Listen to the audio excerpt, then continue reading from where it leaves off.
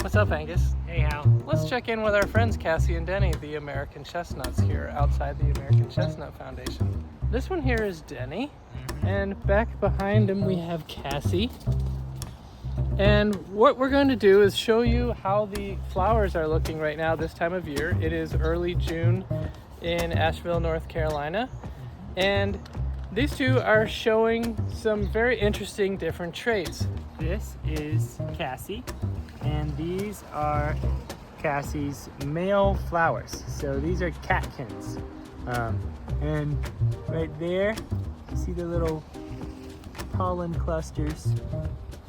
Those are what will carry the male genes of this tree over to female flowers of another chestnut tree. But let's compare to what's happening with Denny. What's going on with Denny? I heard he made a visit to the fertility doctor. Oh yeah. So Denny is what we call male sterile. His male catkins aren't producing any pollen, and this actually has to do with a genetic abnormality, but you can breed that out of populations. Just because Denny is male sterile doesn't mean that Denny's kids won't be able to produce pollen. If we get nuts from the female flowers here, they won't necessarily be male sterile. Correct. Whether we cross with an American or a Chinese? I think American pollen is more likely to have a male fertile tree, but I'm not sure. We don't know exactly.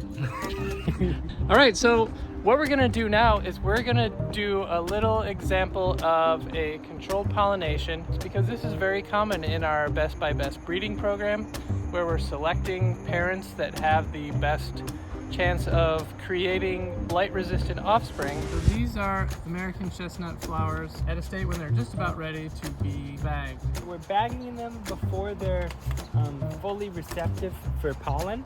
So the bag prevents any unwanted chestnut pollen from coming in and fertilizing the flower. We can take the bag off whenever the flowers are receptive and put in the pollen that we would like to fertilize the flower with, and then we'll cover it back up with the bag and wait for the nuts to mature.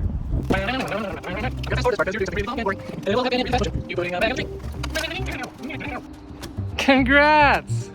Anyway, so we'll show you next week a controlled pollination.